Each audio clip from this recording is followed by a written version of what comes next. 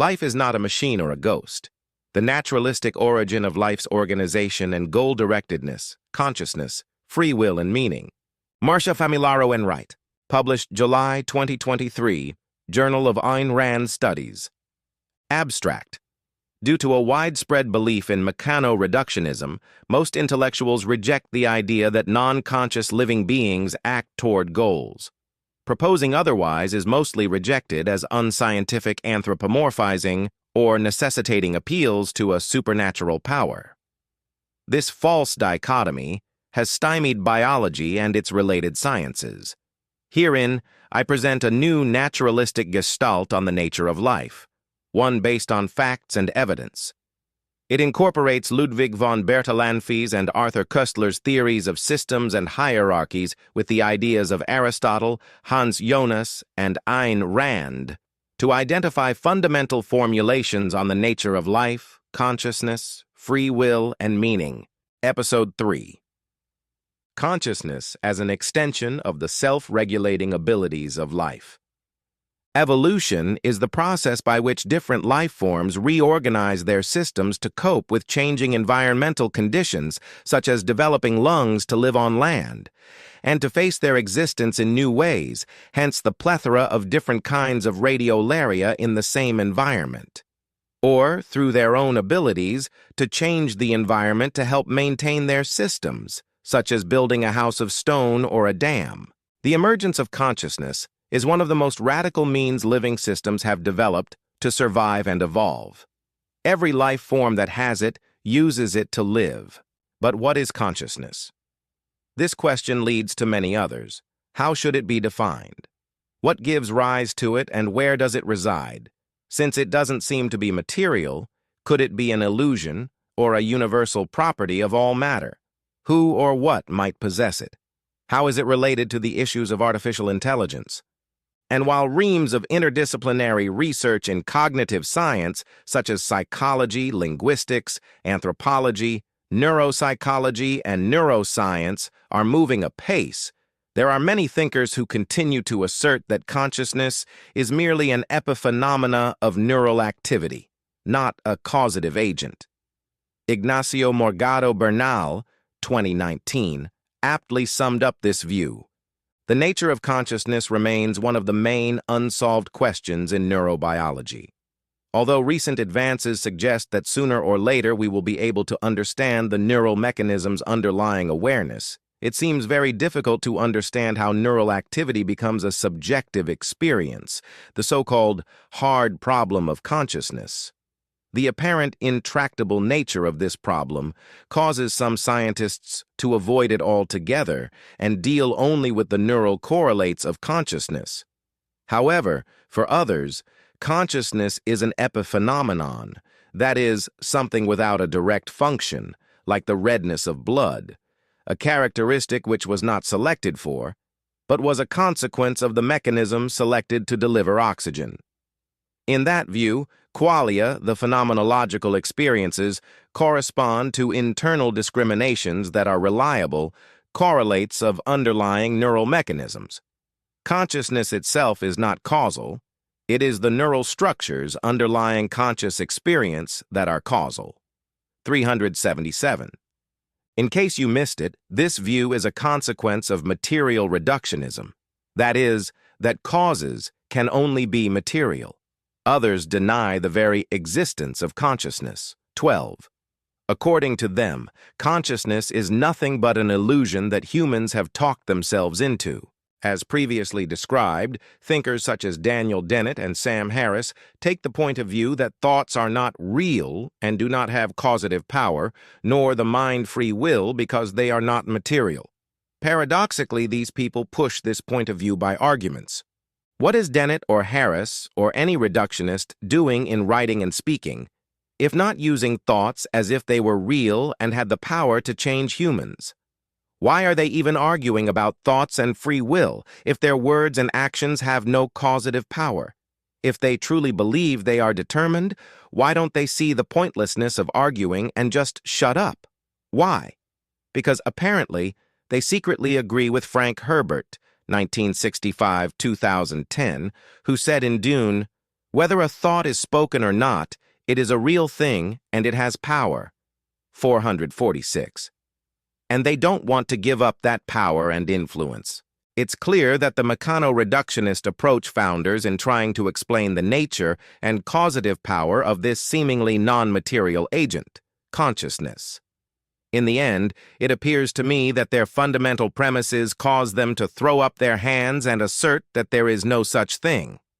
In Mind and Cosmos, Thomas Nagel, 2012, asks many excellent questions about the relation of life, consciousness, free will, and value to conundrums of the current scientific conceptions of materialism, reductive analysis, and evolution. He proposes that contemporary evolutionary explanations of the rise of consciousness present consciousness as a mysterious side effect of biological evolution, inevitable, perhaps, but inexplicable as such. To explain consciousness, a physical evolutionary history would have to show why it was likely that organisms of the kind that have consciousness would arise. 60. Let's see if we can answer this challenge. An essential aspect of the concept of consciousness is that it is impossible to define except by terms that mean the same thing, for example, awareness. As Rand, 1966–67, 1990, observed, to be conscious is to be aware of some aspect of reality. This is one of the pieces of evidence that it has a special status as a concept. It is an axiomatic concept, graspable only by direct experience, like existence or identity. An axiomatic concept is the identification of a primary fact of reality which cannot be analyzed, that is, reduced to other facts or broken into component parts. It is implicit in all facts and in all knowledge. It is the fundamentally given and directly perceived or experienced, which requires no proof or explanation, but on which all proofs and explanations rest. One can study what exists and how consciousness functions. But one cannot analyze or prove existence as such or consciousness as such. These are irreducible primaries. An attempt to prove them is self-contradictory. It is an attempt to prove existence by means of non-existence and consciousness by means of unconsciousness. 55. Axiomatic concepts like consciousness or awareness, Rand says, 1966–67, 1990, 55, are the identification of a primary fact of reality, which cannot be analyzed, that is, reduced to other facts or broken into component parts. This means that they can only be defined by indicating, "I mean this." In other words, pointing to our direct knowledge of them, in this case, our own direct experience of being conscious and its consequences, such as pleasure and pain. The axiomatic nature of the concept of consciousness is one of the things that causes philosophical confusion, since people tend to search for a definition description in terms of other concepts, which is impossible. It is a fundamental concept on which all others depend. Animals have consciousness in a large variety of forms, abilities, and complexities. We tend to use awareness for the less complex forms and consciousness for the more complex. The basic form of awareness is that of sensations, with the powers of touch and chemotaxis, the awareness of chemical gradients, of protozoa and primitive multicellular animals such as Hydra, being the most basic forms of it. If we're using the word to mean primitive awareness of surroundings, a paramecium, one-celled animal, has awareness of its medium and environment, which allows for navigation in the fulfillment of its needs. In Surely You're Joking, Mr. Feynman, 1985, the great physicist Richard Feynman has a delightful description of a paramecium's series of actions, reversals of its action, and choices as it navigates a shrinking environment of water. 13. More complex life forms have more senses such as sight, hearing, and electrical fields. And even more complex abilities include the integration of sensations into perceptions, which enables entity recognition, the cognitive and emotional functioning in higher animals, and the self-aware, reasoning consciousness of human beings. The word consciousness itself is usually reserved for organisms with central nervous systems that integrate sensations into the awareness of entities, and so forth. However, to add confusion, we often use consciousness specifically for the human power of self-awareness, that is, a consciousness aware of its own operations. These multiple, slightly different uses cause many misunderstandings. Apparently unrealized by Nagel and many others, Aristotle explained the biological cause of consciousness in his De Anima with this argument. Since animals do not manufacture their own food like plants, they need to find food. This requires locomotion, and locomotion requires sensation to navigate. Aristotle, 1990, 434 to 434b. This was true of the first protozoa that emerged 750 million years ago, which used touch and a sense akin to smell, chemotaxis, for navigation. The development of taste, sight, hearing, and other senses, such as electrical field awareness in multicellular animals, are thought to be specializations of the original sensory cells of touch and chemotaxis. Aristotle's Heideggerian student, Jonas, added to Aristotle's description of the origins of consciousness in animal life. In The Phenomenon of Life, 1966, Jonas says, 3 characteristics distinguish animal from plant life: motility, perception, and emotion. The emergence of perception and motility opens a major chapter in the history of freedom that began with organic being as such and was adumbrated in the primeval restlessness of metabolizing substance. Their progressive elaboration in evolution means increasing disclosure of the world and increasing individuation of self. Its elementary evidence is the mere irritability, the sensitiveness to stimuli, which the simple cell displays as an integral aspect of its aliveness. 99. In other words, all life, metabolizing substance, is restless, acting, moving. Awareness of the world through perception and the elementary response to stimuli, combined with locomotion, that is, the ability to move from place to place, gives living things abilities to act for themselves, new degrees of freedom. Moreover, increased awareness, disclosure of the world, results in increased individuation of self as a consequence of being more aware that the world is something distinguishable from self. Life by its nature faces forward and outward at once. Now it is the main characteristic of animal evolution, as distinct from plant life, that space, as the dimension of dependence, is progressively transformed into a dimension of freedom by the parallel evolution of these two powers, to move about and to perceive at a distance. What is less obvious is that the other dimension of transcendence, time, comes in a like manner to be disclosed by the simultaneous evolution of yet another power, that of emotion, the interposition of distance between urge and attainment, that is, the possibility of a distant goal. To experience the distantly perceived as a goal, desire is required. 101. Jonas is saying that to maintain the impetus to move toward a distant goal requires an internal experience, which keeps the salience of that goal current in the awareness of the animal. Emotion fulfills this function. It keeps the animal motivated, moving toward the goal that is separated, distant, in space and time. As a philosopher, Jonas seems to use the word emotion in its original sense, to set in motion, and as such, he includes the feelings of pleasure and pain which accompany animal experience as intrinsic rewards and punishments of conduct, to which must be added the excitement of action itself, are clear indications of the endowment of animal functions with values and ends of their own, as the basics of emotions. 184. In this usage, emotion and feeling are more complicated responses of pain and pleasure. Psychologists usually consider the word emotion to apply to more complex feelings such as love, hate, or envy. Nathaniel Branden's clear definition applies to both uses.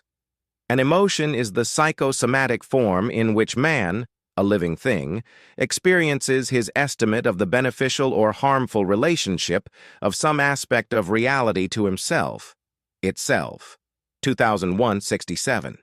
Regardless of where one draws the line on the use of the word emotion, the conclusion is, consciousness, even in its most primitive form, is essential for the life of an animal that possesses it.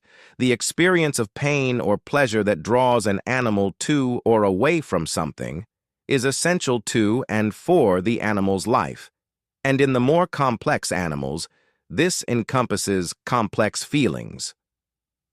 To answer Nagel's questions, why it was likely that organisms of the kind that have consciousness would arise, we must remember that all living forms are systems, and therefore, to answer Nagel's question, we need to ask about the function and place of consciousness in that system.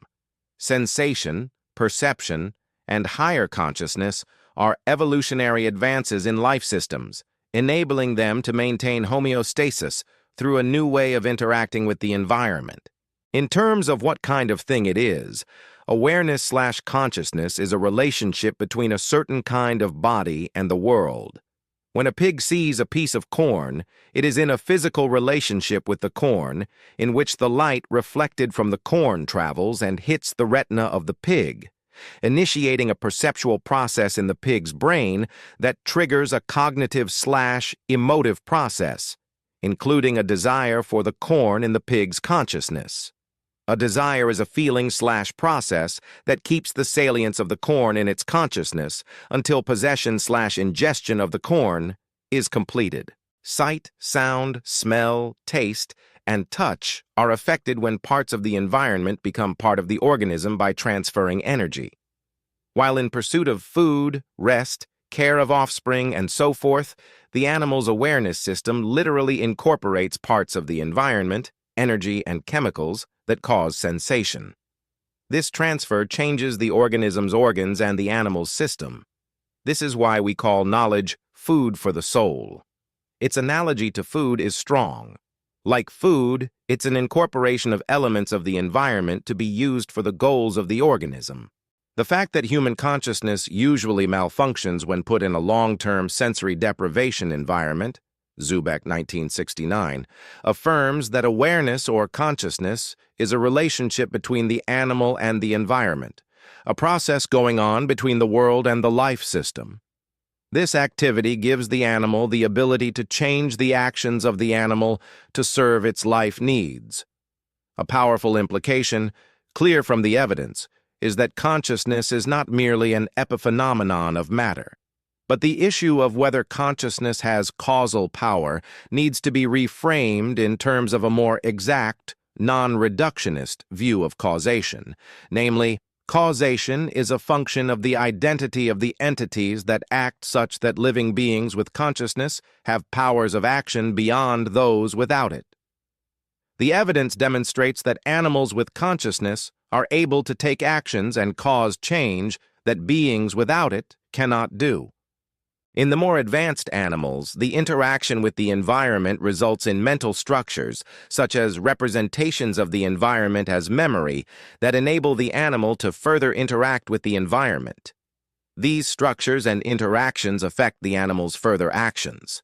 When we, as humans, are just thinking and not interacting with our environment, we use these mental structures to think, at which point our conscious awareness is made up of mental entities resulting from the activity of our mind/brain in relation to the world.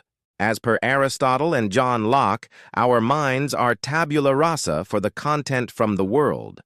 As Aristotle puts it, alternatively, the point that a thing is affected in virtue of something common has been previously described. Namely, thought is in a potential way identical with thinkable objects, though in an actualized way with none of them until it thinks. It must be present in it the same way as on a tablet on which there is nothing written in an actualized way. This is just what happens in the case of thought. Aristotle, 2018, 429b30 to 430a3. In an essay concerning human understanding, Locke says, If we will attentively consider newborn children, we shall have little reason to think that they bring many ideas into the world with them. Locke, 2017, Essay 1-4-2. We have to discover the content. Subsequent to our initial perceptual encounters with the world, as we interact with it, we develop ideas by abstracting and integrating the material of the senses. In this process, we create the very structure of the mind, Montessori, 1967, namely, the concepts we hold, their relationships to each other, images that represent our ideas, and specific perceptual memories. However, there is much confusion about tabula rasa that proceeds from the fact that humans are born with many mental as well as physical needs, and these shape the way in which we develop our minds. They dispose us to more readily form certain concepts and pursue certain shapes, smells, feelings, or tastes. For example, we have the tendency to pursue sweet foods, warm places when it is cold, and savory smells, and many other dispositions and tendencies toward complex values, such as those involved in the pursuit of love or social position. Consequently, we form ideas and values about these especially salient aspects of the environment more easily, and they affect our systems more easily. The energy from the environment via the cognitive organs affects the maintenance of the life system. Environmental inputs via consciousness can be part of what changes the system. The system can incorporate the elements from the environment and then rearrange itself to respond in a new way to the environment. For example, cold air on the temperature receptors can cause an animal to shiver by activating its muscle fibers to produce heat. Subsequently, awareness of the cold conditions can initiate movement to a warmer place. A living system's degrees of freedom increase with the introduction of consciousness by enabling it to change what it's doing in response to the environment much more quickly. It can move toward or away from the perceived. It can store the awareness of the perceived in memory, which may allow it to change its course in the future. It can help the organism realize it must look for new perceptions, awareness of the environment. It allows for many possibilities. This dynamic relationship is our experience of consciousness. Grasping that awareness is the relationship between the body of the organism and the world through the processes of the cognitive organs, sensory and neurological, answers the question, what type of naturalistic thing is consciousness? Even further, we can apply this principle to the question, what is meaning? In dictionaries, meaning is defined as the end, purpose, or significance of something. wordreference.com. From a biopsychological approach, the awareness of the relationship of some aspect of reality to an organism's goals is the meaning of that aspect to the organism. As such, only humans can understand meaning, that is, can form concepts to be aware of the relation of some aspect of reality to their goals and those of other organisms. Metaphysically, meaning is a function of human consciousness, and it exists as equally as an electron. We can use this understanding to answer the question, what is the meaning of life? Life as a process of self-sustaining and self-generated action is the only phenomenon that is an end in itself, a value gained and kept by a constant process of action. Rand, 1964, 16-17. This is a unique metaphysical status. The implications of this unique status are easy to overlook, but most apparent with the lower organisms, like bacteria and amoeba. The organisms of those kinds that exist today are the outcome of previous organisms splitting over billions of years, as one continuous process. Bacteria today is a continuation of the bacterial process, hardly separate from the process itself, that is, not anything close to an individuated organism. In fact, all life processes attempt to be continuous, that is, to stay alive. Each living thing's actions are aimed at keeping its action going through the maintenance of the body, or the body of its offspring. In some forms, such as those that use sexual reproduction, the organisms are more completely separate individual bodies from their generators than organisms such as bacteria. In other words, they have parents.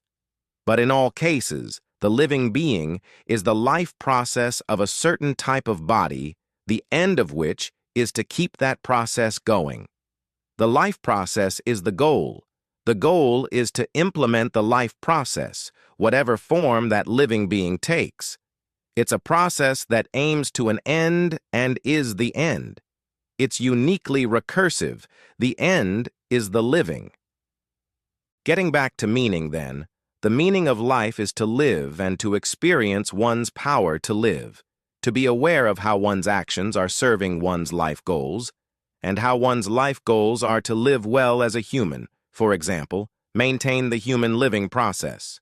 Living as the being and the doing is an end in itself, the ultimate end in the universe. Aristotle's concept of purpose is built on the conviction that the final state of a particular natural process is something good for that very process. As Koestler, 2016 notes, Aristotle recognized this. In his seminal work, De Anima, on the soul, Aristotle says both that all processes occurring in a living being are determined by its soul, psyche, and that the soul is the eidos, or the formal cause of a natural body having in it the capacity of life. 412, A1 lambda to 21e.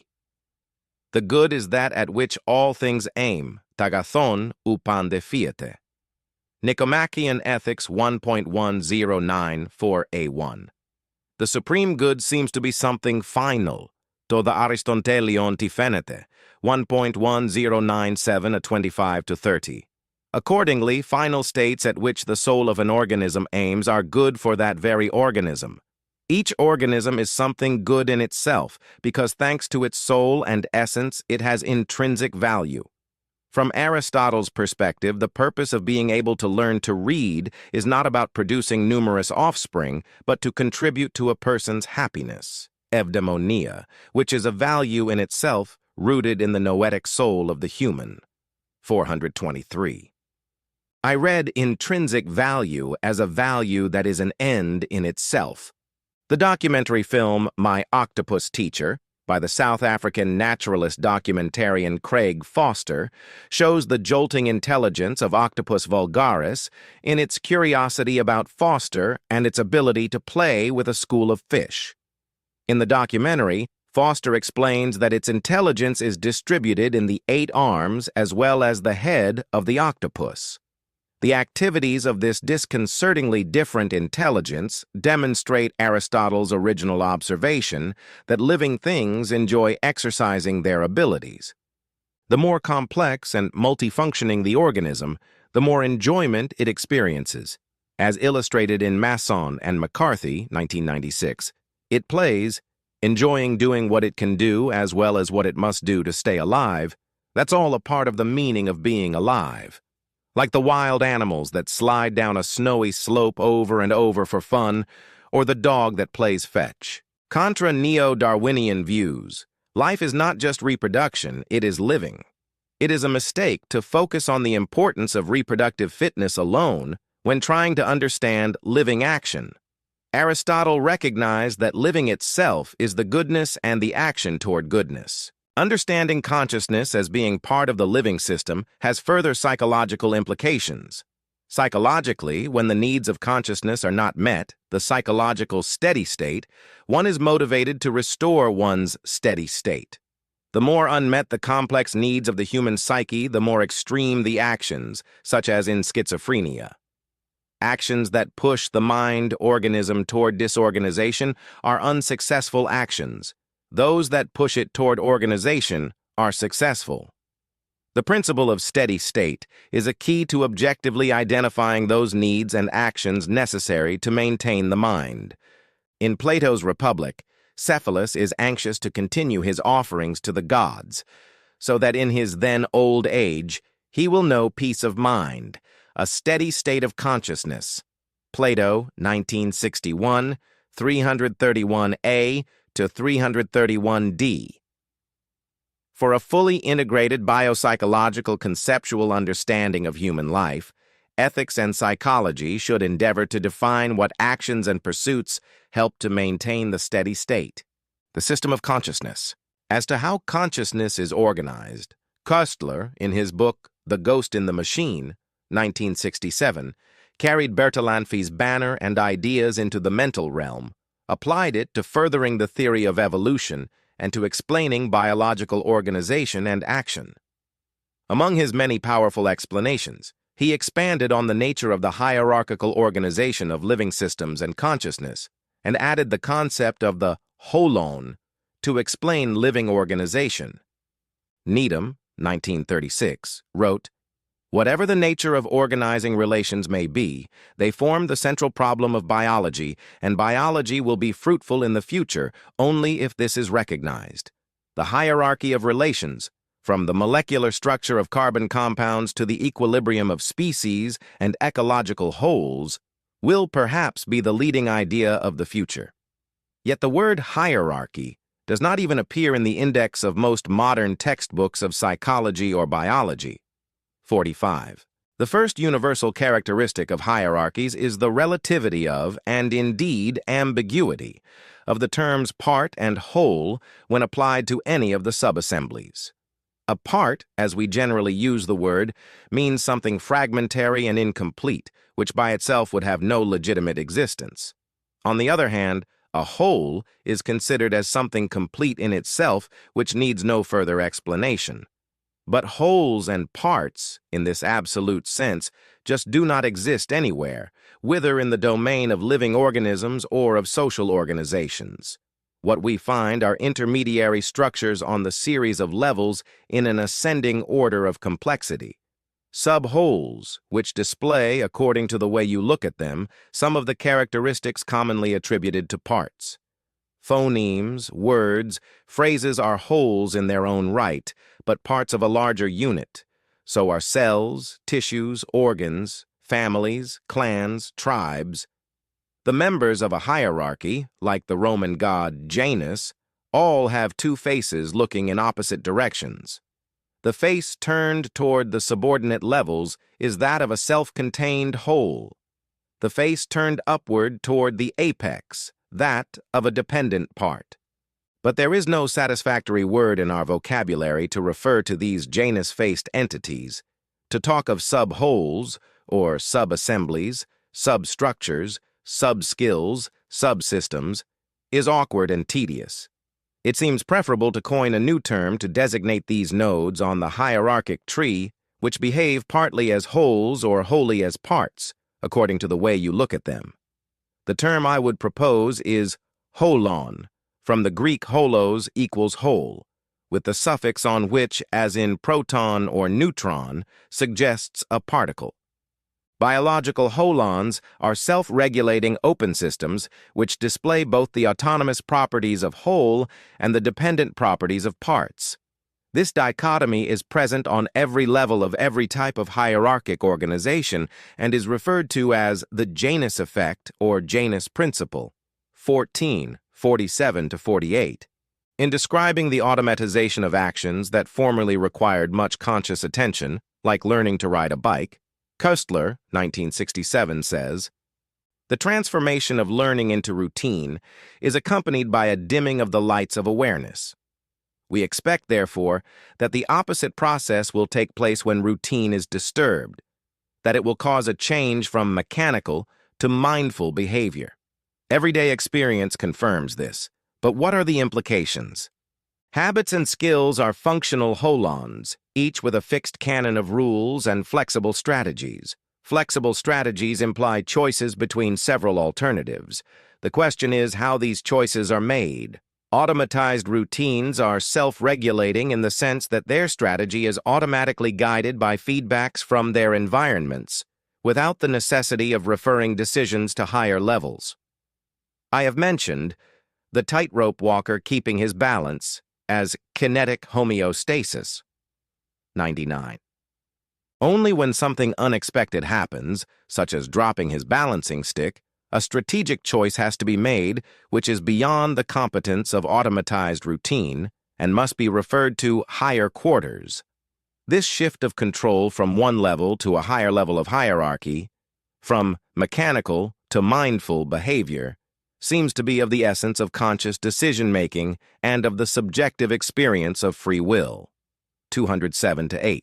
In other words, the possession of consciousness allows an organism to flexibly deal with reality in a much more complex and creative way than through routine action. In his books, Koestler's organizational description of consciousness reaches far beyond simple automatizations into the realm of humor, science, and art.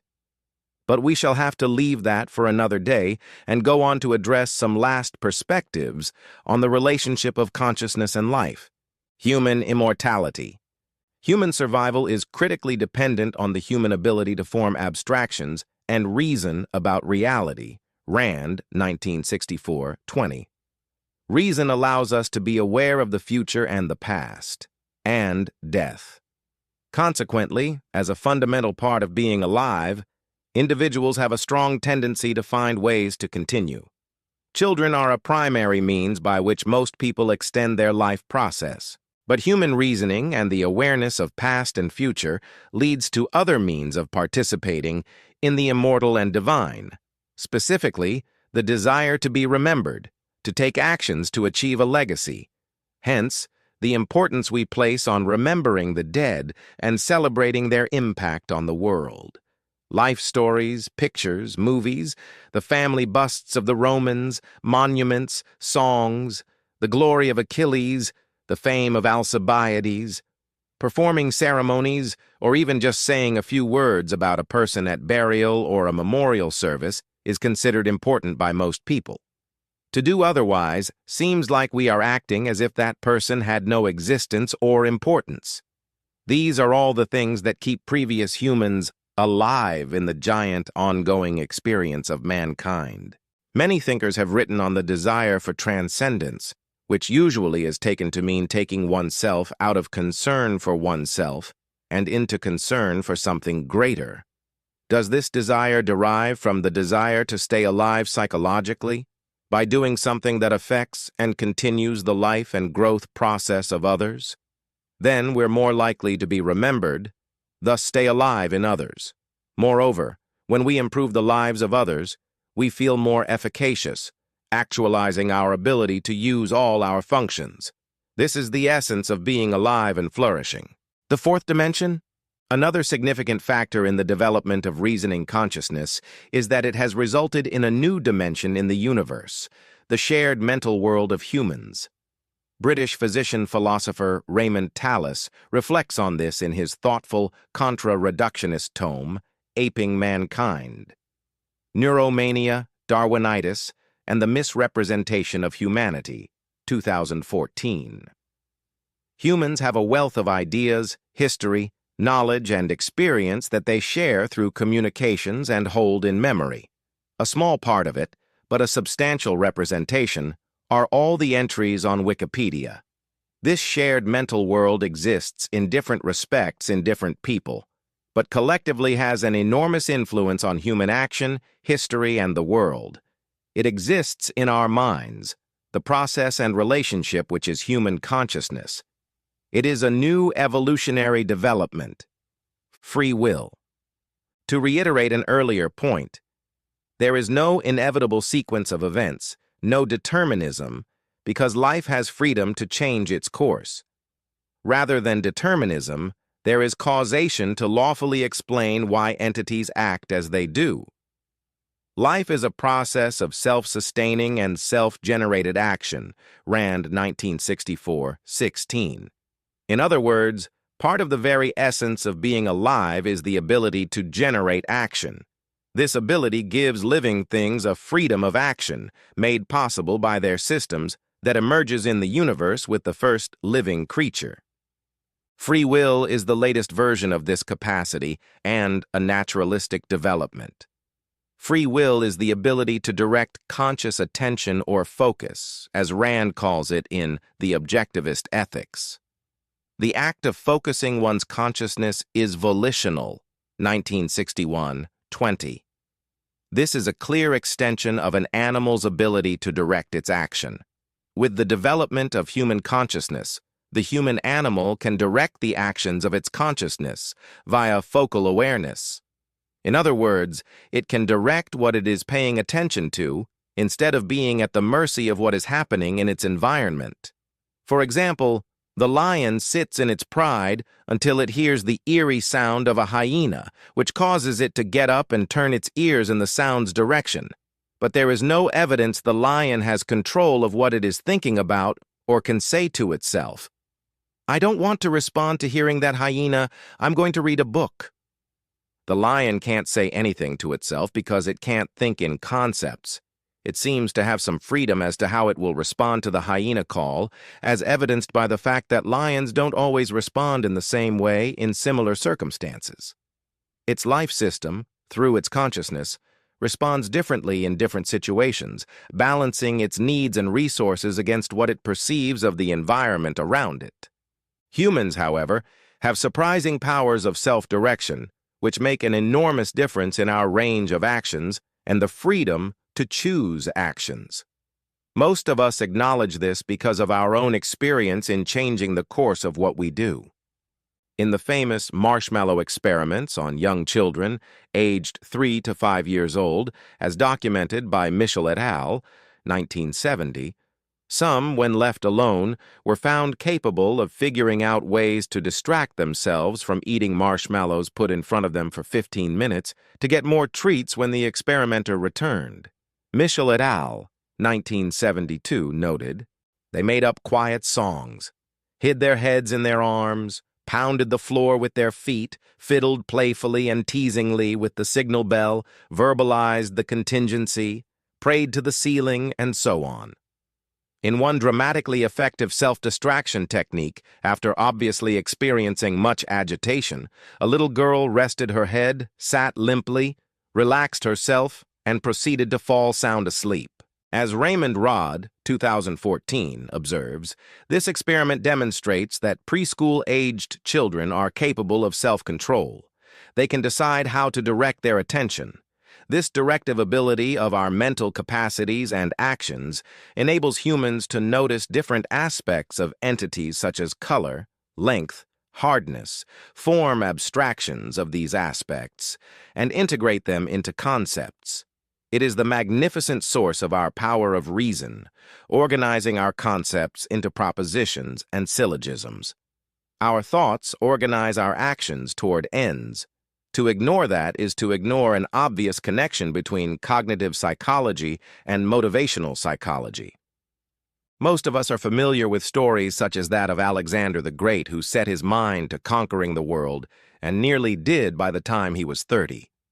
Or to Alexander Hamilton, born on the insignificant island of Nevis, abandoned by his father and orphaned at 11 when his mother died, who became a prominent lawyer in New York City, one of the U.S. founders, and chief architect of its industrial and financial future, all through diligent work, perseverance, and incessant thinking.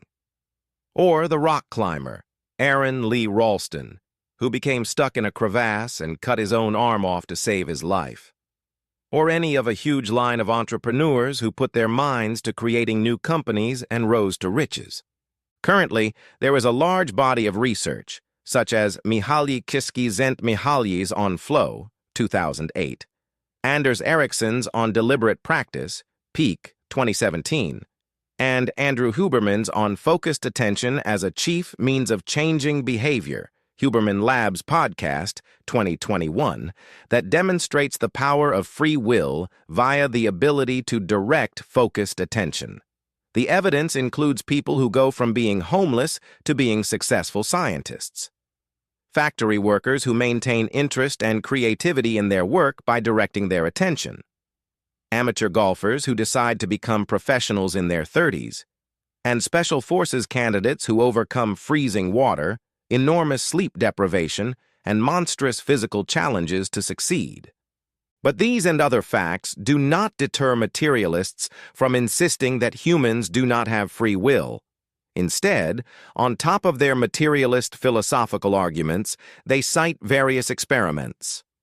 One set of experiments measuring non-conscious brain activity has been taken as proof that there is no free will, that human action is the result of physiological processes that seem to be directing what the person does.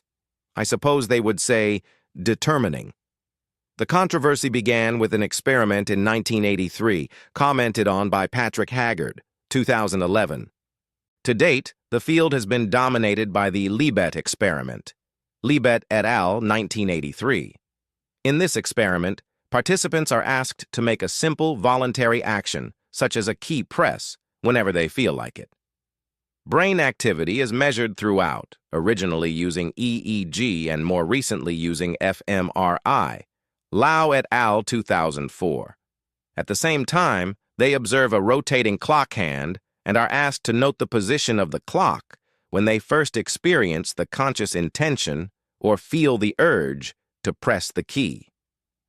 This hotly debated marker of volition is referred to as W, judgment of will, following Libet's terminology. EEG activity over frontal motor areas began 1 second or more before movement, the so-called readiness potential, Kornhuber and Dika, 1965, while W occurred much later, a few hundred milliseconds before movement itself. These findings raise important questions about the brain events that initiate voluntary actions and their relation to consciousness. 404.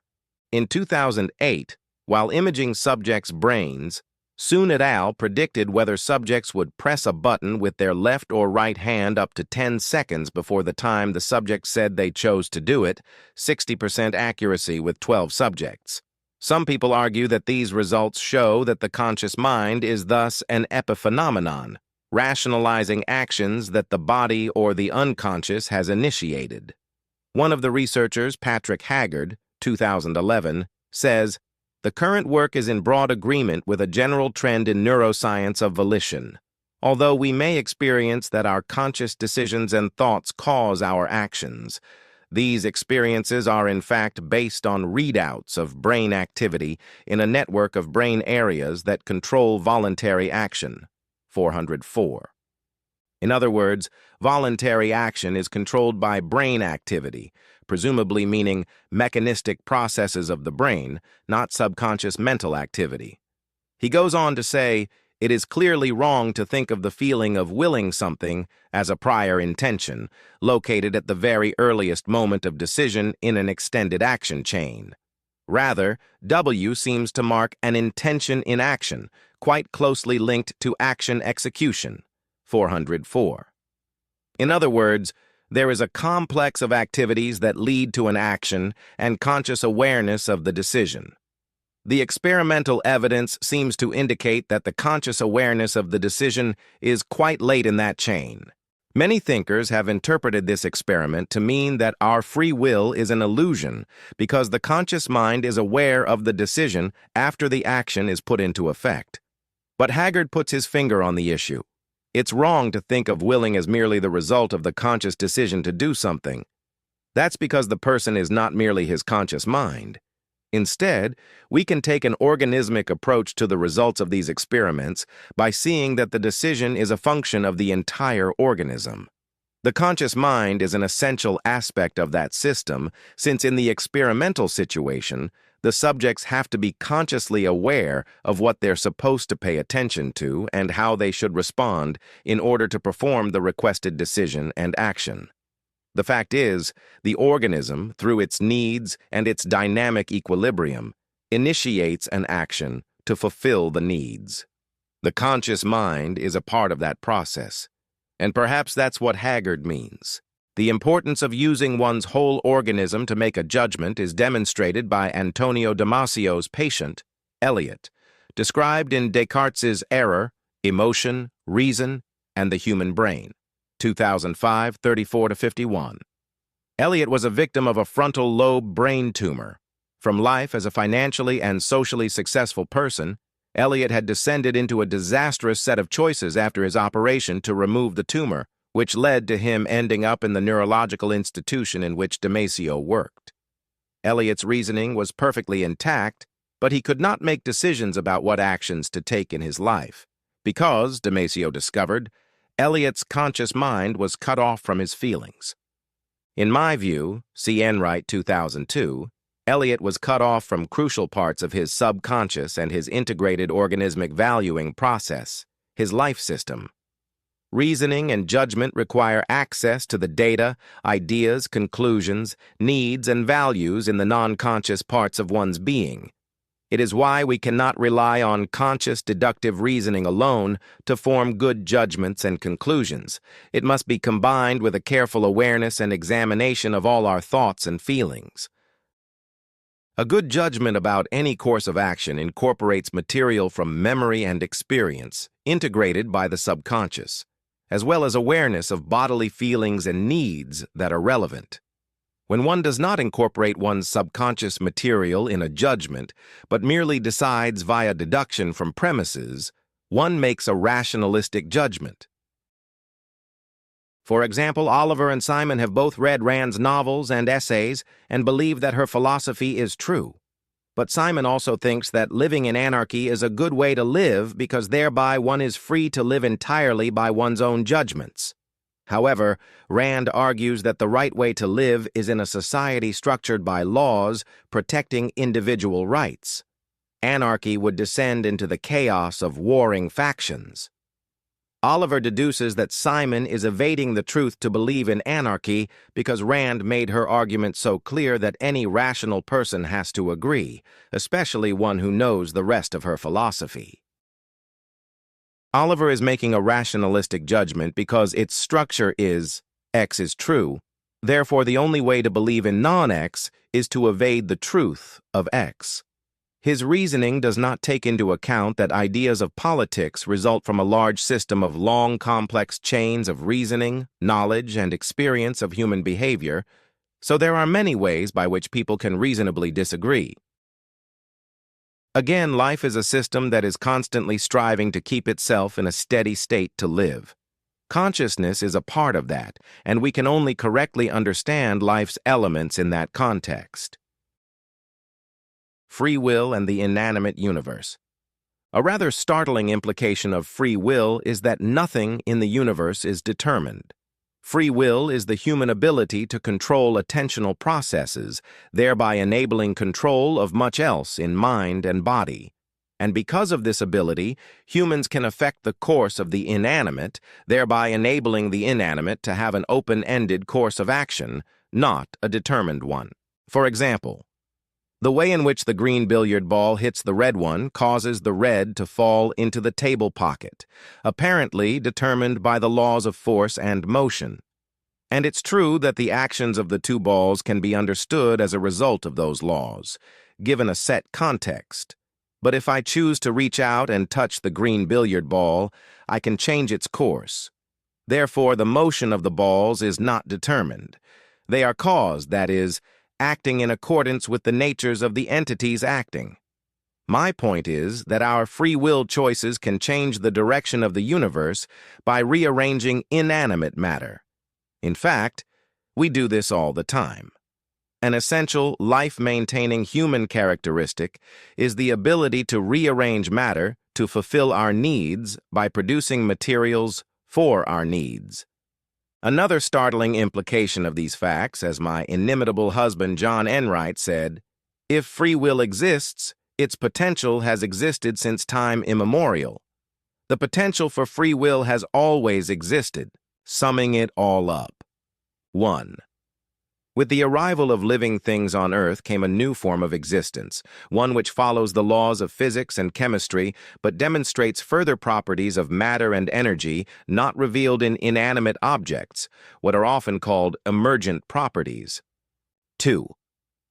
Life's physical form is a system, a complex of elements in mutual interaction, specifically a complex of hierarchically arranged elements in mutual interaction, forming a dynamic, open system which, by the system's actions, maintains the existence of the system. 3. Life is always organized hierarchically and acts to counter the entropic forces of the inanimate. Evolutionarily, it has developed in increasingly complex hierarchies. 4. Living beings have properties and processes beyond those of the inanimate as a result of their organizational structure or form. 5. Life is action, a process that perpetuates itself. 6. The living system's internal order, their organization, enables them to take actions to maintain their existence, survival, and reproduction. To be alive is to self-maintain and self-generate, that is, to internally originate and direct action. 7. Living systems are the opposite of entropic. They are open systems that import material from their environment to maintain and further their own structures and systems. 8. Life has degrees of freedom in how it may act and interact, depending on its dynamic needs. The amount of freedom depends on the particular living system. 9. Their freedom enables living systems to be dynamic, perpetuating themselves by maintaining a steady state, meaning the organization is maintained despite numerous, ongoing, irreversible processes by constantly changing their actions and composition to keep themselves in the steady state. This applies to all levels of life, from the most automatic function of the organelle to the highest human mental states. 10.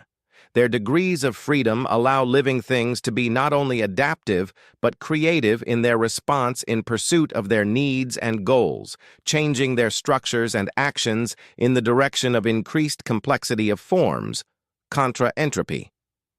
11. The very essence of life is creativeness, the ability to take elements of the universe and rearrange them to grow and maintain the particular life system of the particular organism. 12.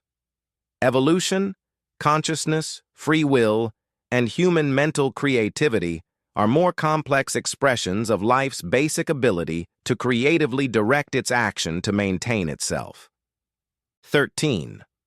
Consciousness arises as a result of animal existence and its need to use locomotion to obtain food. 14.